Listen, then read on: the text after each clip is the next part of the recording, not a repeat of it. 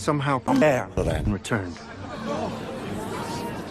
That's right, after participating in a land dispute with absolutely no political ramifications whatsoever, we are back to talk about a non-political episode of the Clone Wars entitled Trespass. And as per usual, I am Freddie.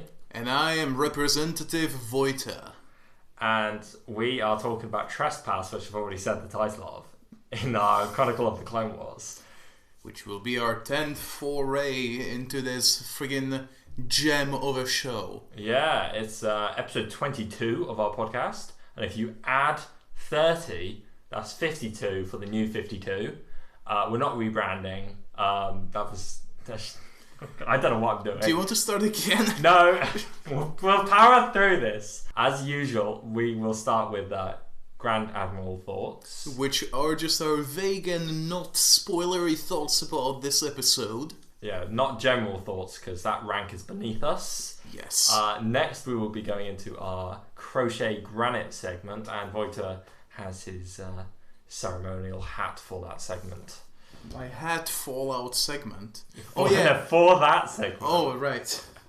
Then we'll be going into the nitty gritty, which is, as the name suggests, looking in closer little details. Yeah, just getting the not binoculars, because that's for stuff that's far away. That's, get a what's it called? Microscope. I'll say magnoscope. Magnetolvan scope. Whoa, Magnagard. That's Magnetolvan's one of Dr. Aphra's many evil exes. Oh yeah, but as you said, she is the real evil ex. Yeah, that's what we learned. Yeah.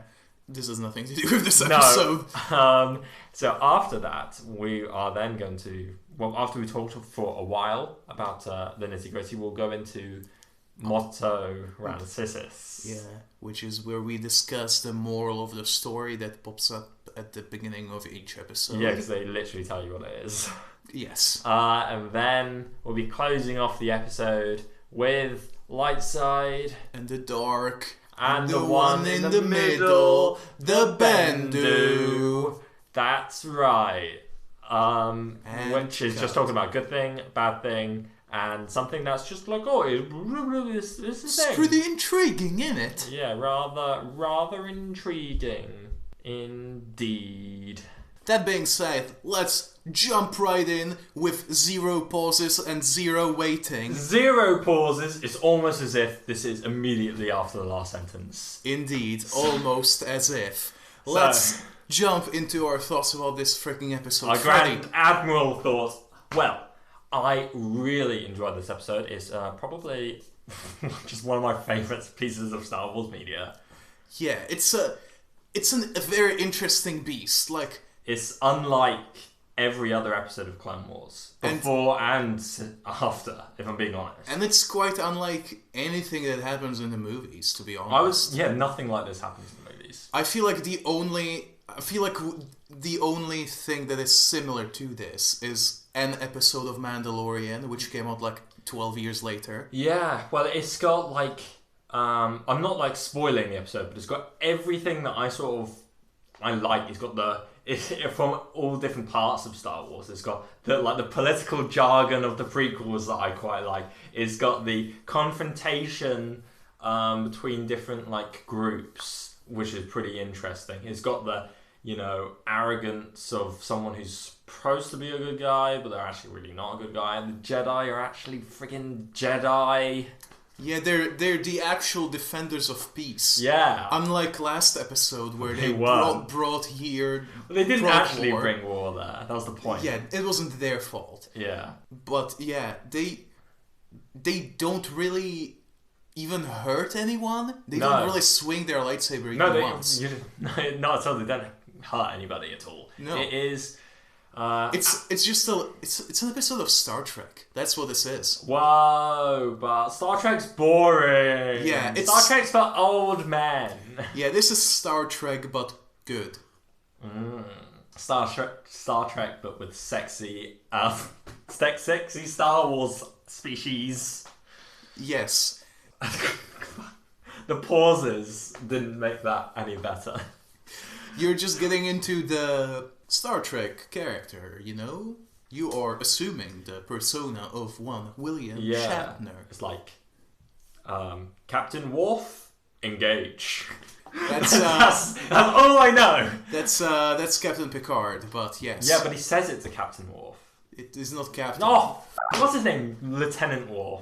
And he also, does it say to? I don't know what his rank is, but I don't. But he's not Captain. Picard is the captain. Yeah, He could be just Mr. Worf. Mr. Worf, engage. Kind of like Mr. Spock.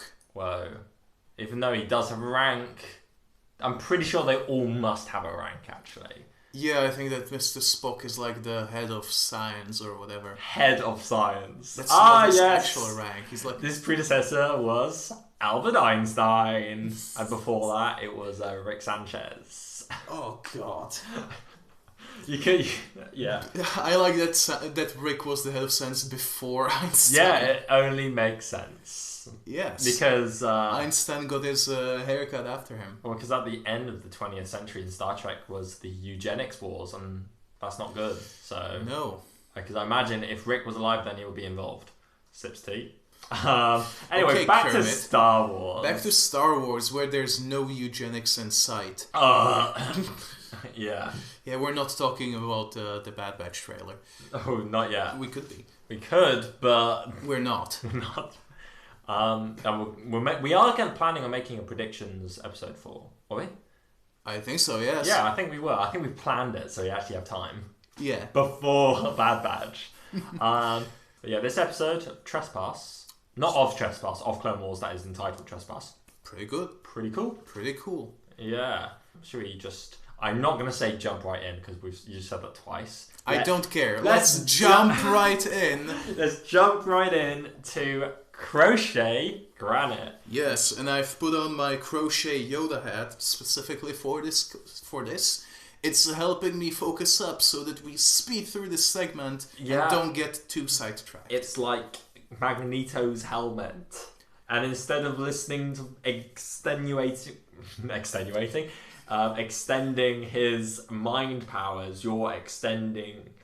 That's the literal opposite of what his helmet does. What? Isn't it to increase... Magneto's helmet. Not Magneto, Professor X. Oh, you're thinking of the bloody Cerebro. The Cerebro, I can't believe... Cerebra, it's both. People are going to call me a massive fake fan for like getting mixed up between bloody Gandalf and bloody... Jean-Luc Picard. And also between not Captain Rex. I knew Worf wasn't the captain. I just forgot his rank. Look, it's fine. Even though I said Captain Worf, I knew Picard was above him. I like that we got on this tangent thanks to me saying that this is going to protect me from going on tangents. Well, speaking of protection... Well, this episode sort of is sponsored, but no. This episode, Trespass, is basically centered around this Republic outpost that was requested by the Pantora on Ordo Plutonia. Yeah, to protect it, hence the protection. But oh my god, the clones are all dead. What's going on? And the droids are also all dead. Yeah, because there was a droid base on the other side of the ridge. It was like so close. Mm-hmm. So yeah, this is all on like Ordo Plutonia, which is the planet that the Pantora moon of. You may know Pantora because Papa Noida himself, George Lucas himself, he is in episode 3 he was the senator of Pantora, but in this episode it's not Papa Noida, it's Senator Chuchi and Rio Chuchi. Is that her name, Rio? Mm-hmm. And Chairman Cho. I believe his name is Chicho. 2 words. Fair. Where his surname, which they call him, is Chairman Chow. God damn it! Chairman Chow. Yes. We had an extensive conversation about Chairman Mao earlier today. And I'm just like, I can't. So Chairman Cho is the chairman of Pantora. Oddly enough, and but that is sort of dictator basically. Yes. Because he had been in power longer than Senator Chuchi has been alive. Which well, she seems very young, but yeah, still. but I mean, still, that's at least over 20. Yes. Anyway, this chairman is extending his grasp over the entire planet of Ordo Plutonia. And as it's Auto Plutonia. Sorry, Ortho Plutonia. Yeah.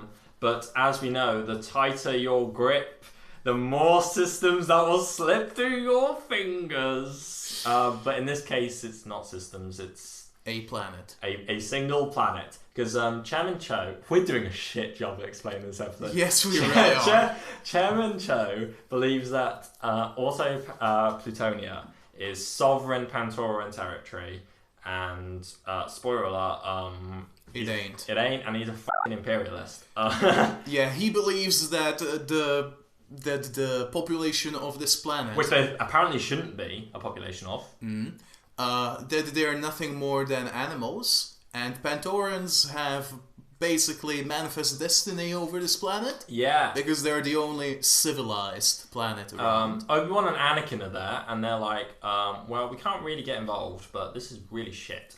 So they find out that it was the Tals, who you may recognise from the Cantina in episode 4. It was the Tals that killed all the droids and presumably all the clones. So they go off to investigate, and they make peace with the chief of the Tals. His Chief name, Tyson. the Son of Sons, and S-O-N-S. No, S-U-N-S. S-O-N-S of S-U-N-S. No, S-O-N of S-U-N-S.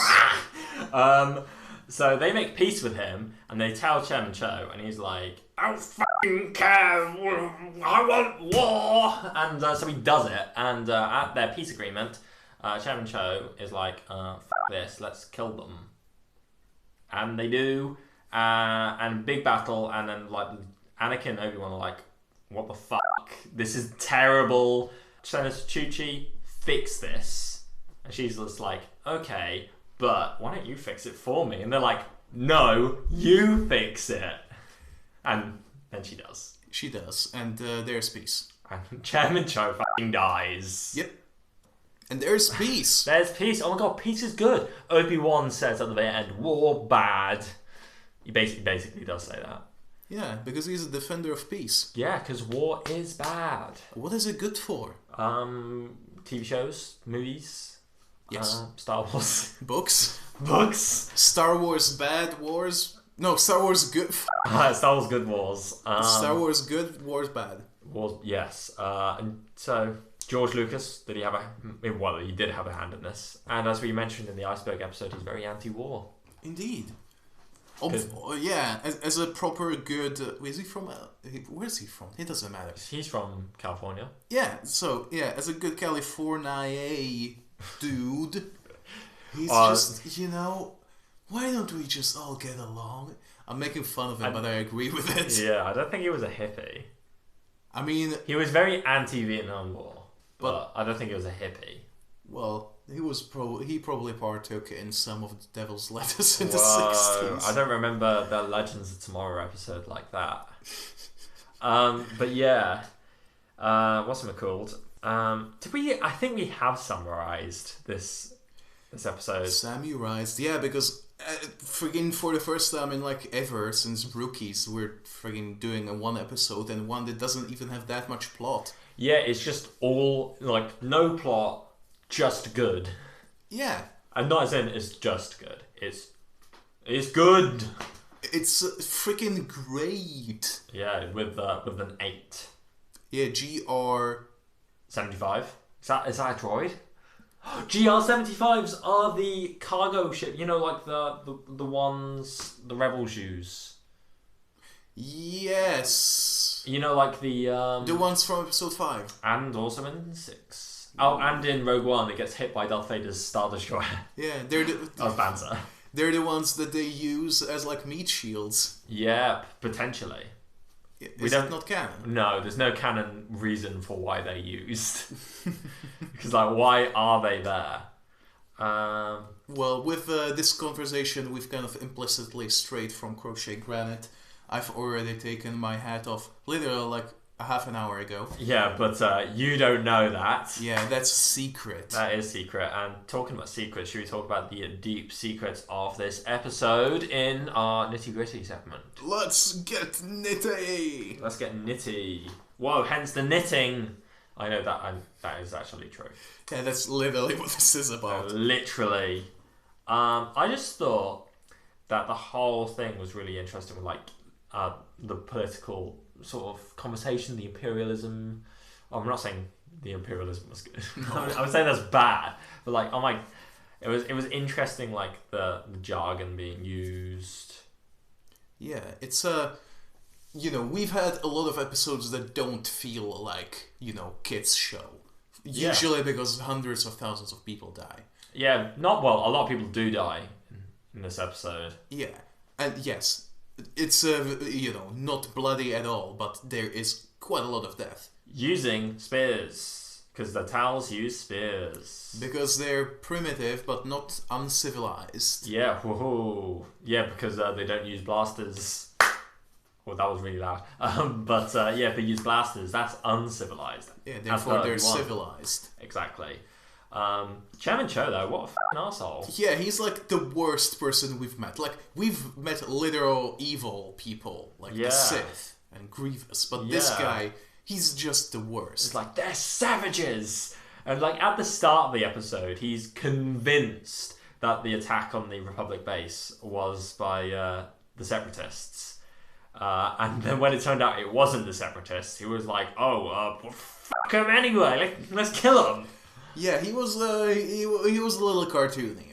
I will have to say that. Like, but it gets the point across. It does. He shouted more than he spoke, and when he spoke, it was just insults. But it does get the point across because after all, this is for kids. You have to make it. I don't think he was too cartoonishly evil. I thought he was just like, he was somewhat believably, really sort of like awful. Well, you do get people like that. You do get people like that, but he was literally two-dimensional. Yeah. Well, we didn't see what his tax policies were. Yeah, that's a plot hole. Get bloody G or Martin on the case. Yeah, I don't think he was. I liked him as a villain. Well, not as a villain, but he sort of was. Yeah, he basically was. He was a what do you call it? Like antagonist. Yeah. Keep wanting to say like it begins with F. Foil. Not. I was almost said fondle. Yeah. But I'm still thinking about Alice Sakura. So Chairman Cho is like peak imperialism. Oh, also all the Pantorans have South African accents. I thought that she was Kiwi. No, she's South African. You can tell by the way she says I forgot the word and didn't write it down, but she says a word in a very South African way. Which sort of links in with the imperialism. Yeah, because South Africa has a very, very checkered past, you might say. Yeah, exactly. Those colours, exactly. Yeah, a lot of white supremacy in there, and which is obviously bad. With apartheid and same shit. With blue supremacy. That's not great. Yeah, they're not the Chiss though. Yeah, we haven't mentioned Pantorans. They're blue people. They are blue people. It'll probably be in the thumbnail, I guess. They're blue people.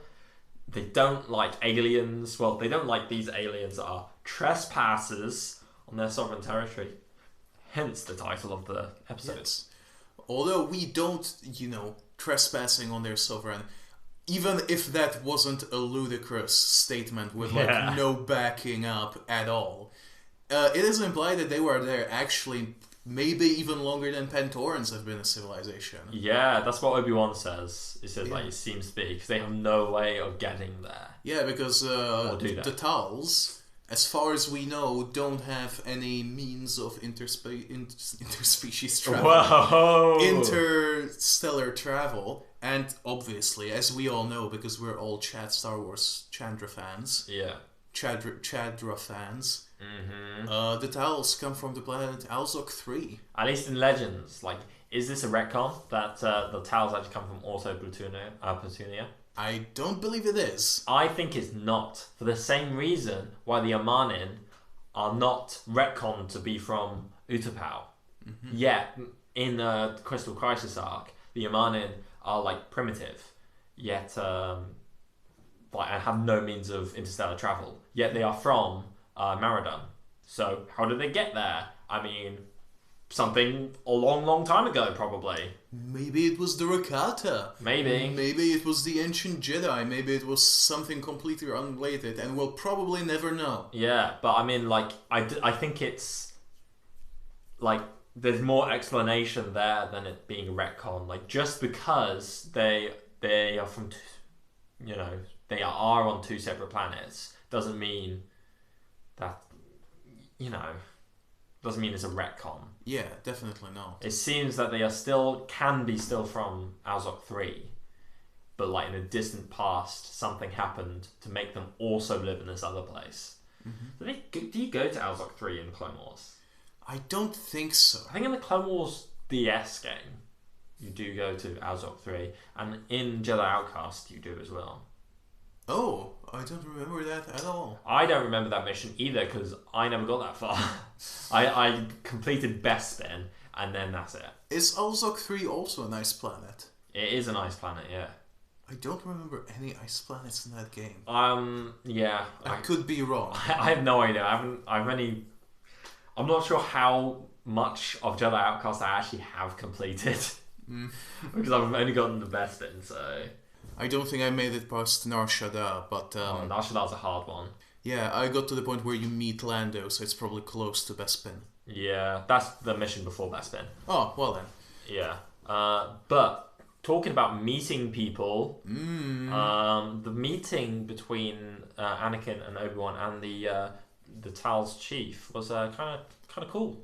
Yeah, it was equal parts tense, intriguing. Yeah. It was the classic, we don't speak the same language, but we can communicate in other ways. Yeah, so the Tals, they drew like a picture of the droid, of droids, and like it's crudely done with like triangles. It's pretty cool. Yeah, I really like that. And then Anakin like drew like two people shaking hands. It's like, we want peace, we come in peace. And like they have a good chit chat, they arrange stuff somehow. I really don't know how they managed to like tell them where and when they will be. Yeah, meet at the droid place. Oh yeah, actually, I like that probably. Yeah, and what was it? They end with a big hug. The chief hugs Obi-Wan. Yeah, he like lifts him off the ground. Bear hugs him. Yeah, Chewie hugs him. Yeah, which is cool. Yeah. I really like that village, by the way. Like, they had, like, totems of themselves. It's by, like, a gorge. A gorge? Chasm. Yeah, thing. chasm. They had, like, cool huts. They had big doggos. What are they called? They're called the Narglatch. Narglatch. Yeah. And you will never guess what planet and what source material they come from. Duxon Kotor. Naboo. What? Star Wars episode fun. What? Wow. Star Wars episode fun. All of them are episode fun. It's true. Apart from episode 2. No, I'm kidding. Episode 9. Yeah, that actually is true. You can have fun with it. It's fine. Star Wars episode 1, Gungan Frontier. What? You know, you've probably never heard of it. Because no. It's something created by Lucas Learning. What? Who?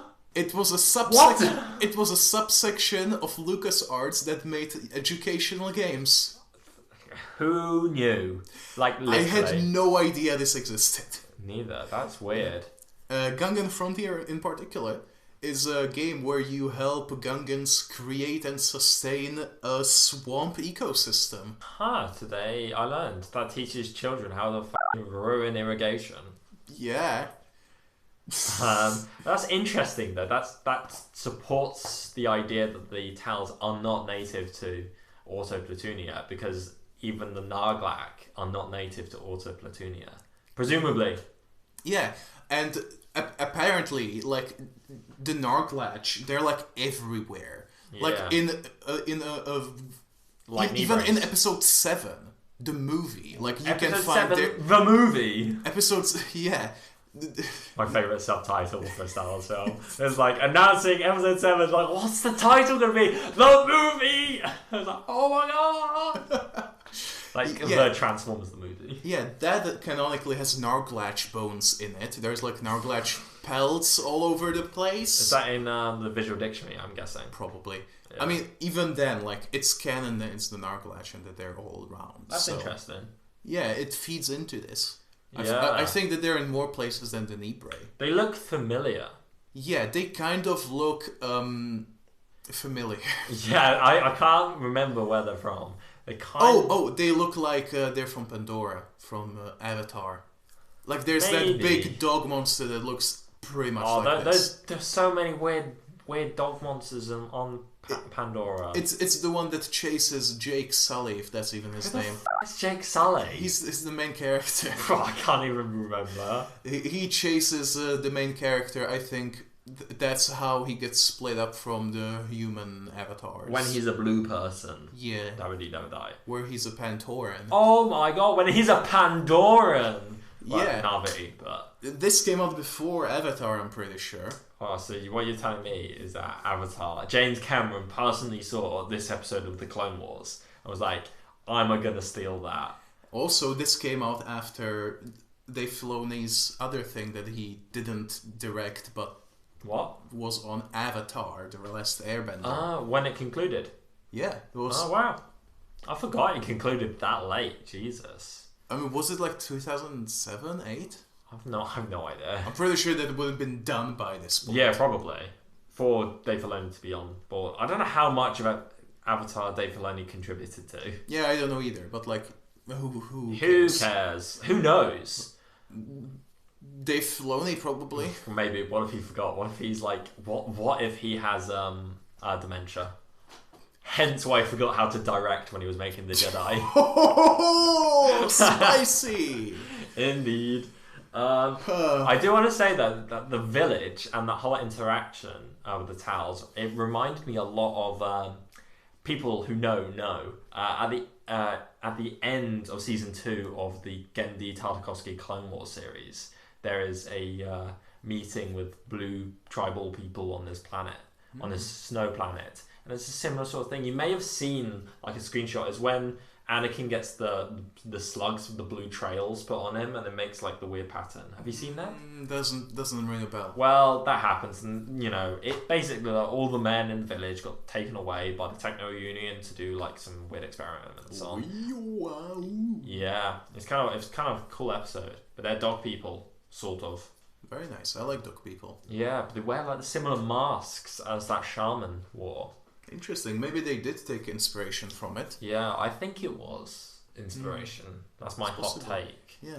I also had a vibe from that village, from a very different kind of people. Ooh.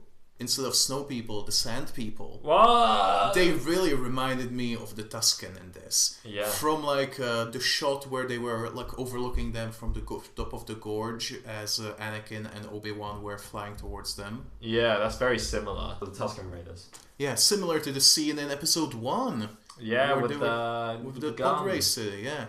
And like the huts probably look completely different, but like, you know, fairly simple huts, big doggos. Yes, true. And more importantly, when Anakin was riding into the village, he was like, how are we supposed to communicate with these things? Yeah, ooh, like animals. Let's start them like animals. Yeah. Although Anakin did wince when Chairman Cho said that the Tals are like animals. He did like, yikes. Yeah. Was that a flashback?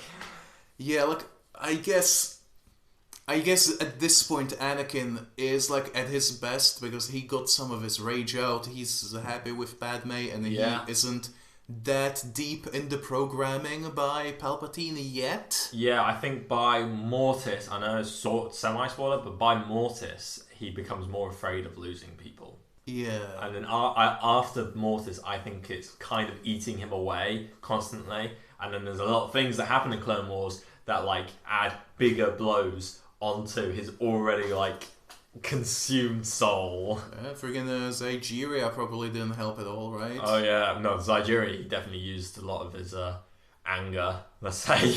Yeah, Yikes. it did lead to someone suffering, I'll tell you that. Yeah, Christ. I don't remember the other things that happened because it's been a long time. A long time. This was literally 12 years ago because at this point we are in 2009. Are we? Yeah, we've been for a few episodes actually. Yeah. I think Lair of Grievous What was the last one of 2008? Yeah. 2008. Ugh, I'm sure someone called it that. Oh god. Like, yeah, welcome to 2008, dudes. That's the kind of vibe, yeah. Yeah. Talking about them, like, what the Tals watching other people, I liked how when the clones and Chairman Cho and all that went to the meeting point at the droid place, Anakin and Obi-Wan were aware that they were being followed the entire time by Tal scouts. Yeah. Which was pretty cool. Though I'm not sure that they were aware about the Tals that were under the snow. Yeah, that was reminded me of the Clone Wars movie. Yeah, except this time it made sense. Yeah, well, kinda. Well, the Magna Guards hiding under the sand and whatever the droids were on Christophsis. Oh god, yeah. Didn't super make sense. It made sense with the ones on Christophsis for them to be, because it seemed like the antenna were part of their antenna. Yeah, that's what they were made for. I really loved making them come out the ground. Yeah, but with the Tals, like, they are like primitive hunters. They're kind of like the Native Americans. Like, they would use covert things like this. Yeah. But like Magna Guards, I don't think they were built for sand. No. But these guys really know how to work with snow. They do, but they don't make their houses out of it. They don't. What do they make their spears out of? There's no trees. You don't know that. Plot hole! Yeah. Oh, that reminds me. Obi-Wan says, can you believe that this is in the tropical zone of the planet? Yeah. Which I thought was kind of funny. Yeah, well, I'm not sure what the definition of the word tropical Well, it'll be in the tropics, as in, so you got like the equator. Oh, I see. And then the next two lines, like in between that space is with tropics. like subtropics. Yeah. So that's interesting. Mm-hmm. Yeah. You do see some cool visual designs in this episode. Everything. I mean, everything that you thought was returning has been remodeled. Mm-hmm. For example, the droid base, what was that reminiscent of? Or what was that? It was like an MTT, but it wasn't an MTT. It was actually... MTT being the thing from episode 1. Yeah. The big brown thing full of droids. But this time it's a big blue thing. And it had friggin' legs. I'm not sure if you... I did not notice the legs. They are legs. So it walks around on little legs. And it's the first time we see it canonically. It's a new vehicle. Yeah. It's a mobile base of some sort. Ooh, MBTT. Yeah. But I don't think we see it ever. ever again. And also, like you mentioned in the last episode, it's blue now that it's separatist. Yeah, exactly. Which is pretty cool. Pretty cool indeed. Yeah, I think it's also nice seeing speeder bikes for the first time in Star Wars. I'm fucking now. The first time in Clone Wars. Yeah, like speeder bikes are really nice, and the ones that they used here, they were like modified to have like a roof. No, those were the ones used by Pantorans. Sorry, Pantorans. the Pantorans and also the Jedi, which is kind of cool. Whereas the clones were relegated to... Well, they use normal speeder bikes. Because they have insulated armor, hopefully. Yeah, they do. How did you feel about their design? I love that design. I love it so much. It's one of my favourite Clone Trooper armor designs. Because it was one of my favourite armor designs from the Ralph... I can see Voito wincing. I can see they're from Ralph McQuarrie concept art for Snowtroopers for episode 5, and like when I was a kid I loved that design. I was so happy to see it in Clone Wars because like, oh my god, that's the thing. So yeah, I get that, but I don't know why, but I just didn't vibe with them. They felt like too clothy for me. But that's what the Snowtroopers are. I know, but I don't know. They wear the little cloth thing, and I think that's something that goes over that. So the under the cloth thing is more like the skin suits and the armor as well. But Sponsored by our Under Armour. Exactly, but the cloth thing is like extra insulation. Yeah. To keep more warm stuff in. Yeah, I get that. Like, it was well thought out and it looked well designed, but I don't know. I love it, and I love that this is the Phase 1 version of like cold climate armor, and later on in Season 6 you see the Phase 2 version, which I am also in love with. Are they the same ones that you see on Magneto? No, those are different. Those are Galactic Marines. Oh my! Yeah, they're pretty cool. Ships in Star Wars? How scandalous! What?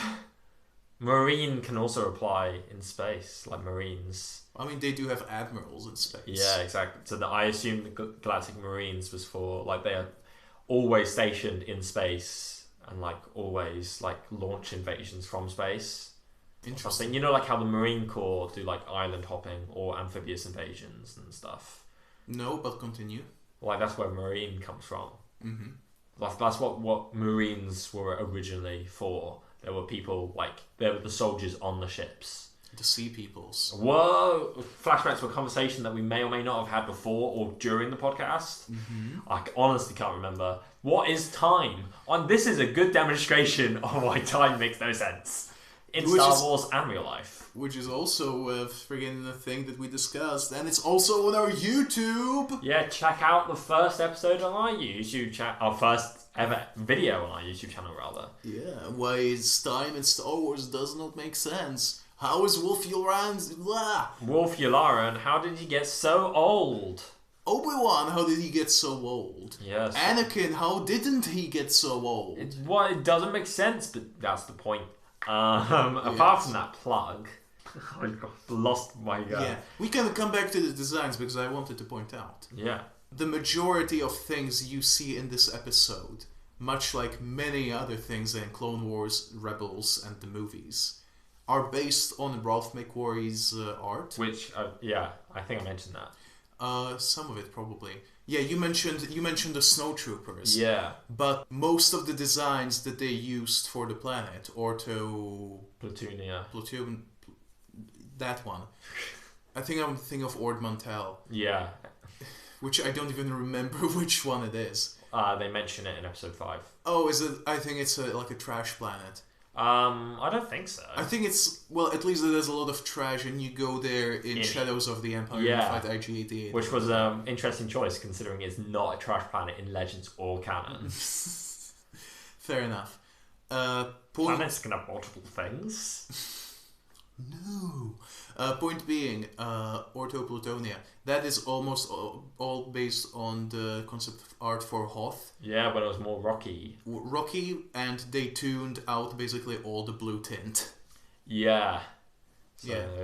It's a grey snow place.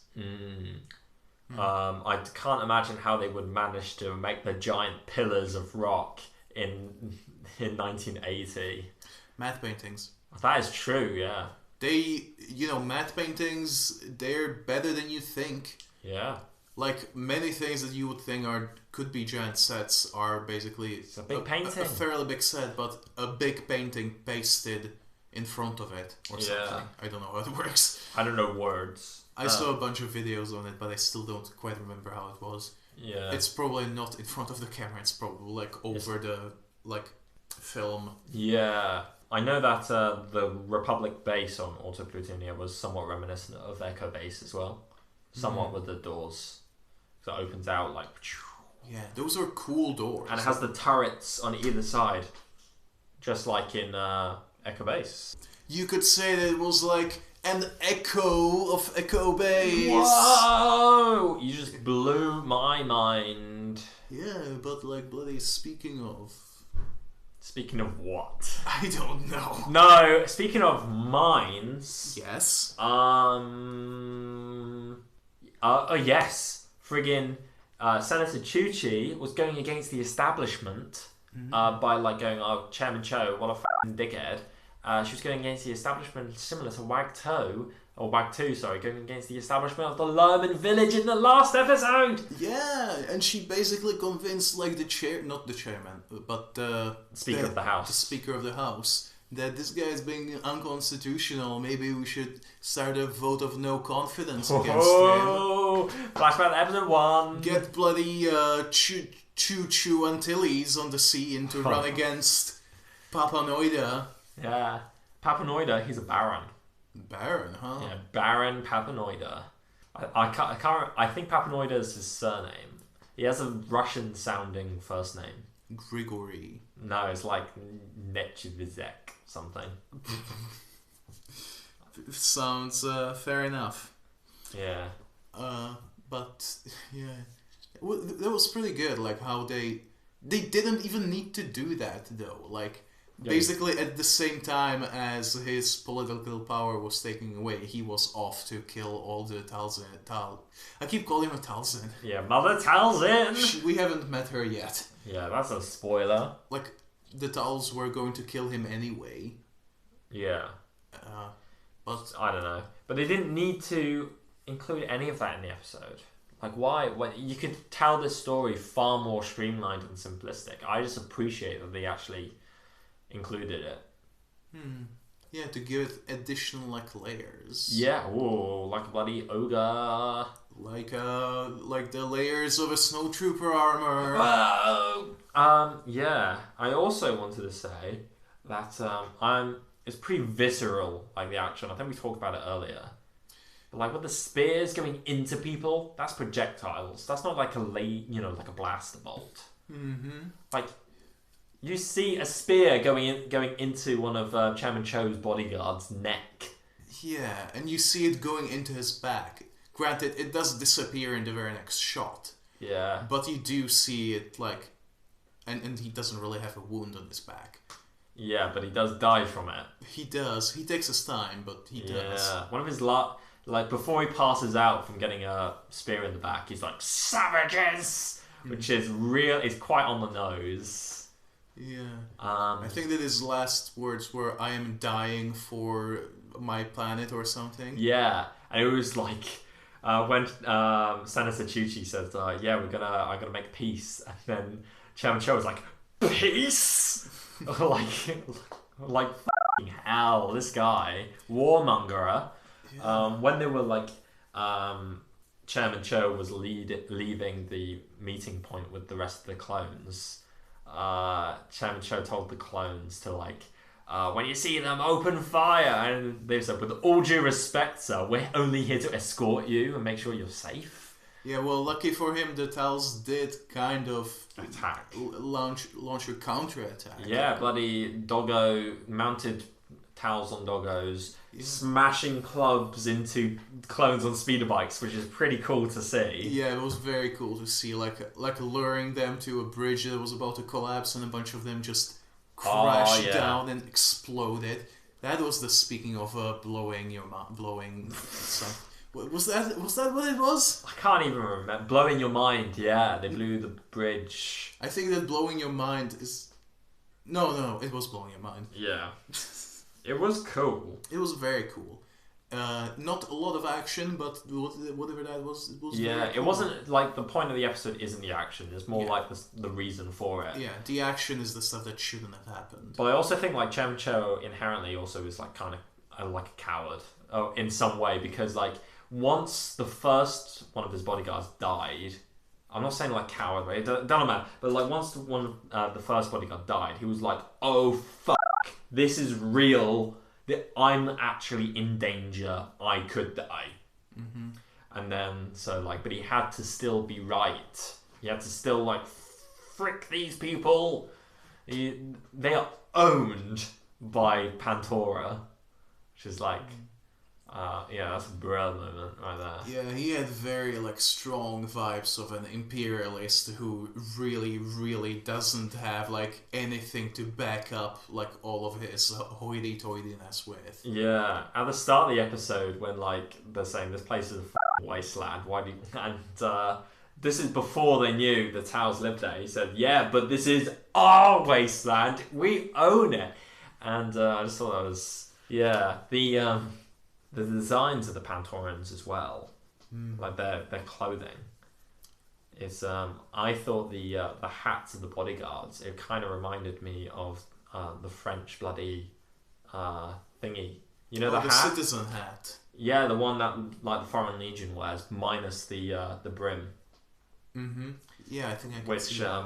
flashbacks to like, not flashbacks, to like how France owned most of the Sahara, which is an quote unquote uninhabited wasteland, and got really fucking pissy when like there's like Bedouins and other people. Is it Turga people living over there? It's possible that it was Tuareg, sorry. Tuaregs. like the car. What? Yeah, there's a car called Tuareg. Oh, that's kind of weird. Yeah, Tuaregs are nomads. it's like a cross country car. Hence them living in the Sahara. I wouldn't be surprised if the French were one of the people that this episode was like referencing or calling I think, out. yeah. Because it had strong connotations of that. I also felt a lot of like, you know, American Manifest Destiny in there. Definitely. With like, Britain probably too. yeah. Because Chairman Cho was saying like, Pantora is the only civilization in this system, so therefore we own everything. Which is very yeah, as you say, Yes. Manifest Destiny. And even after like he learned that they can speak, that they have a culture, that they have everything, he was like, no, they are animals, we are better than them. Yeah. They obviously don't fall under the convention of civilized systems. Yeah. Do you know what that is? Did you look that up? Only appears in this episode. And one chapter of a comic. Serious? When? It appears in the Clone Wars comic book, with the one written by the writers of this show. Whoa. Is this Legends or canon? It's sadly Legends. Oh, no. But like, it is the same. It is the same issue that I showed you a picture of. Oh, yeah, the issue that confirmed something, you can say. Yeah, it confirmed that, at least in Legends, Probably still canon. probably still canon, but not confirmed, that this takes place approximately 1 year into the Clone War. Which is exactly what I said. Dab, dab, dab. You know that this because that issue of the comics takes place just after the Malevolence arc, Yes. and that is 1 year after the start of the Clone Wars, which is pretty much what we said. Yeah. You know, like how season 1 of the 2003 Clone Wars is the year prior. Well, technically, that issue took place somewhere between the end of the Malevolence arc and the next time we see Commander Wolf. Which is a while. It is a while, but this is the arc where he loses his eye. Whoa, to bloody Asajj Ventress. Yeah, this is the war of the planet Korm. Korm. Which is another icy place inhabited by walrus people. Walrus people. Walrus people. Steampunk walrus people. They have an actual choo-choo train. They have like a steam train that they actually still call a railjet. Railjet. Like the ones on the Malevolence. So they don't know like what They don't know the word for train. That's kind of funny. Yeah. It is also the same one that Captain Ozzel is on. Ah, I should read that. That sounds cool. It was pretty cool, pretty long too. And it raised the question of how old is Plo Koon? Very. Very old, apparently. Yeah. He is an old boy. Yeah. Orange boy. Mm-hmm. And Orange Keldor good. Indeed. Unironically, Orange Keldor good. And unironically, Orange Man bad. Orange Man bad. And point being why I brought this up. This is the only other, whether canon or non-canon, mention of the Convention of Civilized Systems, which, at least in canon, is like the law package and like a system that is meant to help determine what constitutes a civilized race. That sounds spicy. Yeah, apparently it was meant to protect more people who like don't have space travel and don't have like intelligible language, I think. Yeah. But apparently, even in the universe, it did actually cause more genocides than before. Oh, great. Yeah. Genocides, or as Wikipedia puts it, speciesides. That's even worse than genocide.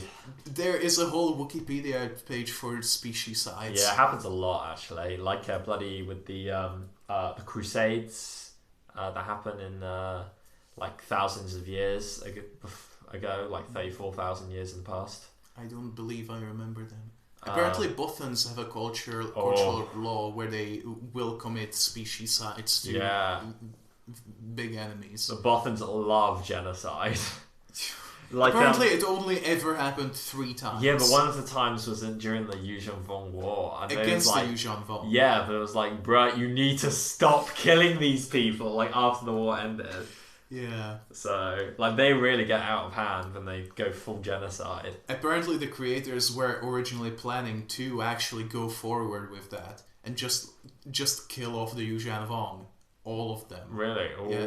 But then they decided it would be more interesting not to commit specieside. Yeah, you wonder why. Like the creators of the arc, I assume you mean. Like the creators, the series. Yeah, the series creators, not like in-universe creators. Yeah. Well, like, it's not a thank the maker thank thing. the maker, the all-maker. Yeah. Speaking of the maker, though. Whoa. Or speaking of thanking the maker. Indeed. C-3PO was freaking here. Yeah, well, still voiced by Anthony Daniels. As he voices him in everything because he's got nothing else to do. Yeah. And did you find it weird that he calls Anakin Master Annie? I wrote that down in my notes as well, yeah. That was, why? Master Annie. Is he picking it up from Padme, maybe? Possibly, because Padme owns C-3PO. Apparently, They did a little switcheroo. Yeah, Anakin got her R2 and she got... What? Sorry. What does that even mean? Anakin got her R2 and she got her D2. No, she got his... P.I. She got his 3PO. She got to C3PO.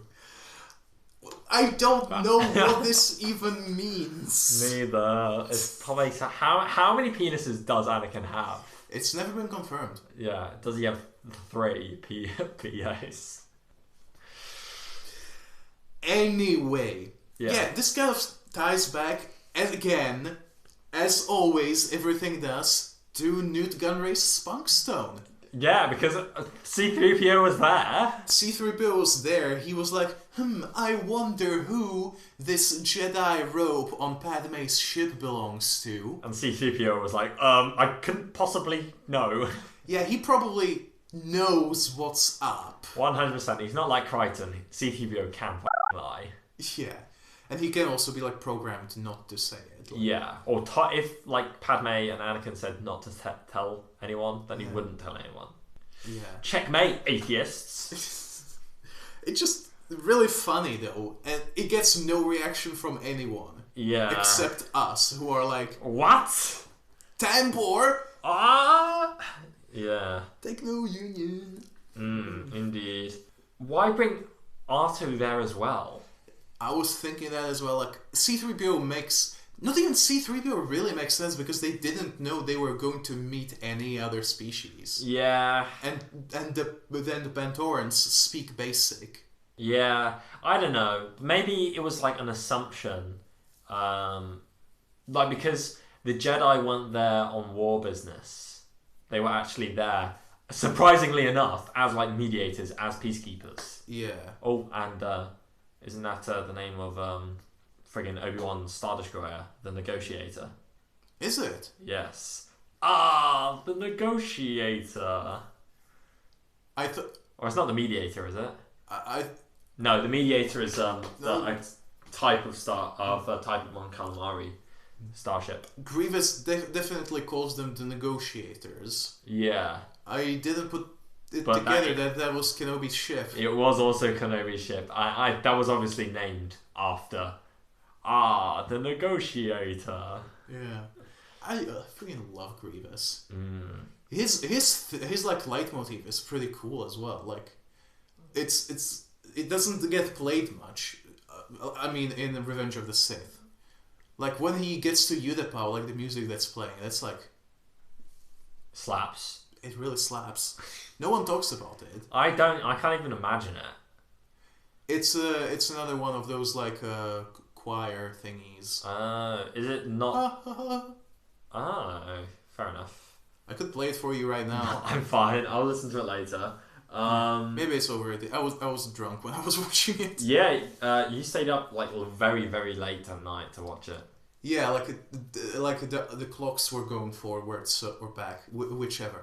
So I technically stayed up until 3 a.m. watching Revenge of the Sith. No, you did stay up at 3 a.m. Yeah, I didn't manage to finish the film because I was like, I'm going to watch the Mustafar parts from bed, and I immediately fell asleep. Finish Valorum. He blew up. He did. In Legends. In Legends he did. In canon he did not. In a comic that also had Quinlan Voss in it. And that comic was retconned by the Clone Wars. Yes. So yeah. Point being, what were we talking about? The Negotiator. How did we get to him? Grievous. Oh yeah, they were. I guess C-3PO was meant to be like the diplomacy droid, not just the translation droid. Yeah, like they were. Anakin and Obi-Wan were there on like a mediating mission. Yeah. And so they weren't there to like kill people. So hence why they didn't kill people, and they were like, bruh, this is not cool. Like the only reason the clones were there is because of Senator Tucci. Yeah, because he needed protection, as you said in the very beginning I said, of the episode. My joke for non-sexual matters, tying it back to Robot Chicken. Indeed. I do want to say though that this entire episode reminded me. Well, the confrontation with the towels sort of reminded me of that comic I talked about last episode, To the Last Man, which is interesting because that comic takes place on Maradon. Yet this is the episode after the episode that takes place on Maradon. So I think that in researching, in choosing Maradon, they were like, oh, these people already existed, like the Amanin. And the Amanin had a comic that was like Zulu, like Rorke's Drift. What if we do Rorke's Drift, but in Clone Wars? And so they do that with like, the ring of speeder bikes and the whole fighting. That sort of reminded me a bit of Rorke's Drift. Yeah. I don't know much about it other than what you told me, but yeah, it makes sense. Yeah, basically, British Army in South Africa. I think this is during the Zulu Wars, so when the British Army were invading South Africa, possibly. Invading the Zulu land, sorry. And then the British Army got defeated in battle at Islandawana by the Zulus, and then a very small contingent of the Welsh Guards, I want to say, survived and went to Rorke's Drift, which was like a medic outpost, and then had to defend themselves against the entire Zulu army, and didn't die. So that's why it's quite famous, because like they weren't completely overrun somehow. And that reminded me of how Rex and that wasn't overrun. We talk about this deep political stuff about colonialism, how like in reality Chairman Cho was the bad guy, but like Rex is there just speeder biking, like slamming into a towels. It's like fuck you. It's like pew pew pew. It's like, oh my god, Rex is so awesome fighting against these indigenous people who did nothing wrong. Like literally. It felt kind of bad, like thinking that Rex is such a badass, and like, but he is also just killing. Like, imagine if this was like Native Americans. Yeah, it would have been much better if he had a cool fight scene against like Chuchi's like personal army. But then, like, I guess like in universe, what can Rex do? Yeah, he has been given an order, protect this dude, and he has to. Yeah, and he has been, But like, so he's got to kill these people, unfortunately. Yeah, like he was probably like present technically for all the like diplomacy stuff, but he doesn't really care. Well, it's not that he doesn't care; it's that he can't. Yeah, it's because he's too deep in the programming. No, it's not deep in the program. It's like as a member of like the military, you can't like step up and get involved in that kind of stuff. He's got his place. The senator and the chairman have got theirs. Yeah. So yeah, it's like imagine if like the prime minister or president of wherever was being shot at, and the bodyguards will have to protect him. They're not going to go, well, actually, the moral implications of what I'm doing is like, and then, oh, fuck, the president just got shot because I've been... You gotta do your job, and that's what Rex was doing, as morally questionable as it was. Yeah, he would have been done in for treason. Probably. If that's even what... that even can happen. I think it's insubordination, and yeah, they 100% can be done for treason. But it would have been insubordination, which he also can be done for in Umbara arc. What was that? I don't know. Sorry. It was my impression of an Ibre. I approve. The dogs though, what are they called then? The what? The dogs the towels ride. Oh, the dogs. The Narglach. The Narglach. They make like sad dog noises when they die. Yeah, I didn't like that. It made me sad. I was it made me very sad. Poor alien dogs. But yeah, quite a lot of them get killed. Yeah. Quite a lot of towels get killed. Quite a lot of clones get killed, but who cares? Yeah, was it like, I believe it was 11 dead. And many others everyone else wounded. Wounded. Well, it would have been 12 dead, because when he says 11 dead, the chairman hadn't died. Yeah, well, it could have been a couple more, because who knows if they would succumb to their bloody wounds. Yeah, well, friggin' spears. Wounds. Yeah. And they weren't even like clean spears, they were like jagged edges. Yeah. I don't know if they were like poison, but maybe. But like, they asked like Rex if he's okay. It's like, after the battle, he says, oh, it's just a scratch. Like, he's so cool. A Black Knight, 'tis but a scratch. Yeah. It's like, just a flesh wound. Rex's arm is missing. He's only a head on a body. Oh my god. Only a head on a body? Yeah. I assume you mean without arms then. Yes. Because that's not usually bodies include. I thought it was implicit, but not really. Yeah. So Rex lost both of his arms like 'tis but a scratch. While fighting against the towels. He can still kick. He can. Or maybe that's how he could defend. That's how he becomes Claude. Whoa. Have we seen Rex's hands like post this episode? I don't know. Does he ever take off like gloves and stuff? Maybe he is a more machine than maybe man. In the Zygeria arc, but I don't know. We will see eventually. Yeah. Or do we see his hands in Rebels? I don't know, man. Like, we need to look into the deep lore of hands. At least we're not getting into feet again. No, that's bad. There are no feet in Star Wars. You know, like how in Cloudy with a Chance of Meatballs, with the spray-on shoes. That's everyone in Star Wars.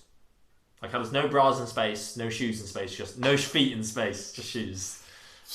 So their legs like end at ankle level, and everything below them is just spray. It's true. What about Boba's feet? Oh, that's true. Maybe he's the only person in the universe that have feet, but they're robot feet. Yeah, they're also chicken feet. Unironically, I've been thinking more about the Boba Fett thing, and I kind of like I can't think of any reason why that can't be true.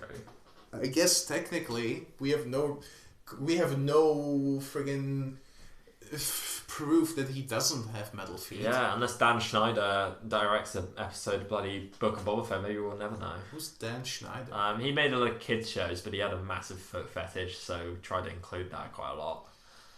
Yikes. Yeah, it's not cool. Once you know that, you notice it quite a lot. What if Robert Coleman turns out to have a big foot thing? Whoa, what if Robert Coleman has a big clone thing? What if Robert Coleman just has a lizard thing? Hence Coleman Lizard. Trebor and Coleman Catch. Lizardo. No Ahsoka this episode. Yeah, where was she? Plot hole? No. Was she in the... Oh yeah, she was in the last batch. Last batch! I meant like the last episode that we did. Yeah. Quite prominently. Very prominent. She was possibly the main character of them. Hence why she was not in this episode, I guess. Maybe they can't overload us on Ahsoka. I mean, was Senator Chuchi filled the role of the young person? She sure did. How old was she? Because she gave me like a teenager vibe. Surely she can't be a teenager to be a senator. I mean, you can be a teenager and be a queen. Yeah, but that's different because Nubians believe in the youthful mind is better than the older mind. I really don't like that they're called Nubians. It's canon. I know. You don't like how...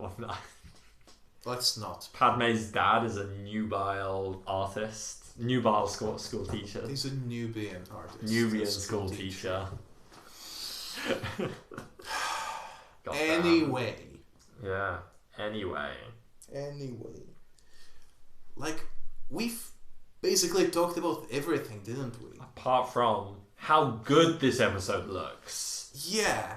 Like, spoiler alert, I may have like been saving that for the good, the bad, and ugly. Well, you can the good, the bad, the ugly. You can say it there as well. Yeah, that's a very good looking movie. Like, have you seen those face-offs? I haven't. I have, because I like that movie a lot. I've never seen it. How is it?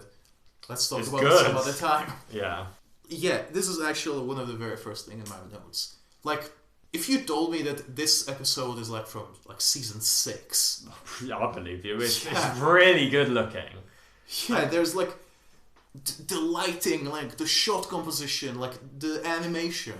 Yeah. Maybe the animation not quite. Oh no, I disagree. The animation's friggin' great. Actually, I'm only like comparing it to the Bad Batch trailer that I watched. Yeah, but that's like 10 years later. Yeah. Over 10 years later. That's but even like 5 years after season 6. Like Chairman Cho, like when he's talking, he like does little hand movements. I'm like, oh my god, you don't need to do that. No one would friggin' care if that wasn't there. Yeah, like all the snow. Apparently, oh my god. Apparently, the production crew made 5 different kinds of snow to fit the moods of the scenes. That's cool. It's like when the big speeders with the pods are like going across the snow like fastly, you see like the snow getting pushed away by the repulsors, and like, oh, that's such a cool detail. Yeah. And like when you mentioned the doors, the reason I was like, oh my god, the doors, because like anytime the doors are there, like the lighting is absolutely perfect. Them opening, the lighting bloody floods in. It's so pretty. In every way, so from lighting to character models to textures and that, I think this is the best looking episode so far. Would you go so far to say that this was the best episode so far? I think it's very different, but it's one of my favourites. Like definitely one of my favourites. I just think it's really good. Yeah. It's like it's hard to like compare it to the other episodes though in like plot and everything because it's just so different. Yeah. But because it is more of a Star Trek episode. It is, but if Star Trek episode's good. Ooh. I know I'm saying ooh because I said that too. Yeah, I've never seen a Star Trek episode. I don't know if I have. I've definitely seen at least 2 of the films. I've seen the first 2 films. I haven't seen the third one. The new ones. Yeah. I saw First Contact and the one with Tom Hardy in it.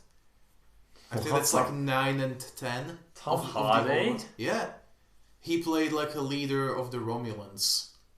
Oh, is that in one of the J.J. Abrams ones? No, that's one of the old ones. Tom Hardy was in one of the old ones? Well, they're not that old. These ones are like 95 and 2000. I didn't realise Tom Hardy was acting that long. How old is he? He's probably like 40 something. Jesus Christ. He was quite young then. He looks good. Yeah. Oh, no. Don't worry about it. Like the Star Trek movies are much less old than they appear. Like the movies started in the 80s. Yeah, that's true. And there were like 10 of them. William Shatner was already old by the first Star Trek movie. Yeah. And Blade Next Generation started after the movies. Yeah. Some of them anyway. Yeah. Like 5 movies in, I think. Unless they were concurrent. I don't know. There's been a lot of Star Trek movies. Like people say, "Oh my god, Star Wars is saturated." I mean, it's like look at Star Trek, mate. There's more Star Trek content than there is like live action Star Trek content than there is Star Wars content by a massive margin. Yeah. So I mean, like to people saying Star Wars is an oversaturated market, and you're a Star Trek fan, f off. But if you're a Star Trek fan and you like both, yeah, both is good. Both is good. Yeah, I keep saying that all day. I've said that. Probably every hour on our hike today, I said both is good. God, it's damn definitely not the worst movie to reference. I really like Road to El-Dorado. It's one of the better DreamWorks movies. It's got a good soundtrack. Came out not too long after Prince of Egypt, which has a slapping soundtrack. Yeah. Even though I'm not religious, it's bloody amazing. That is not even controversial. Yeah. It's probably Moses. It's more of a mythology than a religion, I guess, at this point. Yeah. Woohoo. Yeah. True. Because like your ancient religion. Your what was it? How did he say it? I don't freaking know. Your sad religion that you devote yourself to the sad religion. I can't remember. Does he really say sad religion? He does say sad religion. Which is kind of funny. Was he referencing the band Bad Religion? Whoa, I remember Bad Religion. They made the song Resistance, American Jesus, ooh, and 21st Century Digital Boy. Is that probably doesn't have anything to do with 21st Century Schizoid Man? I don't know what that is. It's a song by King Crimson. Yeah. I don't think it's got anything to do with that, no. Probably not. But moving on from Bad Religion to a good show. Good show, yeah. That's the opposite of Bad Religion, I guess. Yeah. I was going to mention one more thing about the graphics, but I'm going to keep it for my light side. Nice. Yes, that's good podcasting. Yeah, it's like you gotta wait to the end, punk. Yeah, I'll try foreshadowing. That's a good trick. Whoa. Where should we move on to now? Because I've gone through most of my notes. Like, just because we aren't talking about this for like 3 hours like we were about Defenders of Peace, doesn't mean it's not good. It friggin' is way better than Defenders of Peace, and I didn't even hate Defenders of Peace. Largely, the reason why we're not talking for 3 hours is because we're not going on a stupid tangent. Yeah, but that doesn't mean that they're bad tangents. No, that is also true. Yeah. I was going to say, definitively, when does season 1 get bad? Right? Like, we are almost at the end of season 1, and there hasn't been a bad episode yet, including the friggin' movie. Including the movie, including the friggin' Jar Jar, including... Both Jar Jars. Both Jar Jars were good, even though our episode got lost. Yeah, lost episodes. Friggin' yeah. What is... Oh, friggin' help me, Blue Shadow Virus, you're my only hope. That there is anything bad about this show. Yeah, because, like, Blue Shadow Virus is the only one that I can't really remember well. I maintain that it's fine. I remember not liking it. But then again, I remember not liking Defenders of Peace. I remember not liking Bombad Jedi. I remember not liking Gungan General. Gungan General was one of the things that fueled my hatred. I remember hating the movie. Yeah, I remember... Absolutely, I hated the movie when it came out. Yeah. Well, I don't know. I did. You hated Ahsoka when it came out. Oh, I really hated Ahsoka. And we'll see how bloody good Ahsoka gets. We've seen... Well, we haven't really seen... Not yet. Freddy wasn't convincing the Jedi. But... Oh, yeah.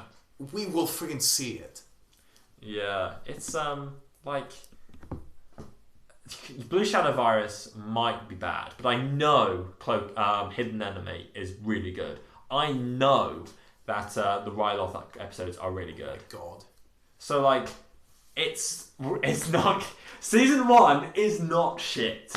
Yeah. People always say, Clone Wars is good, but give Season 1 a chance even though it's shit. I'm like, bruh, it's not. Yeah.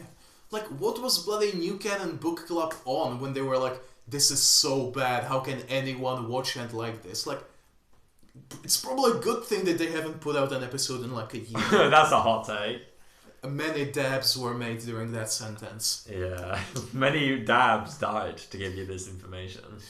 So if season 1's not bad, Season 2 is probably going to be slapping as well. Yeah, and then it's only up from there. Yeah, like literally. I mean, there's probably like a dud episode somewhere. I still maintain that Blue Shadow Virus could be the dud episode. It could be. Like, I did say that I maintain that it's okay, but, you know, even just okay would probably make it the low light of this series. The crazy thing is that so far in Season 1, I've preferred every episode to the Bad Batch arc in Season 7. Yeah, like, low-key, not great. Like, good. It looks amazing. It looks good, but... well, we'll see if the Bad Batch show will be any better. I feel like it might be. If episode 1 is almost as long as the whole arc, so... Yeah, episode 1's gonna be 70 minutes. Yeah! Who's that kid? Sorry? Who's that kid? Oh yeah, who the frick is that? News Gun Ray? Right now! Starting News Gun Ray now, let's talk about the thing. The Bad Batch friggin' bloody trailer. That dropped just like 3 hours ago. Who is that child? Who is the child? Yeah, I'd like... News Gun Ray over. Yeah. Anyway, back onto some Clone Wars. She'll release that as a segment. Definitely. No! Why not? It'll be a meme. It'll inflate our videos. It will make everyone stop listening to us. Who cares? It will turn off that one subscriber we got. Oh yeah, we got a new subscriber, so if you're listening... Thank you. You're cool. And I love you, random citizen. That's a Megamind quote, I think. He says, thank you, random citizen. That's what Metro Man says.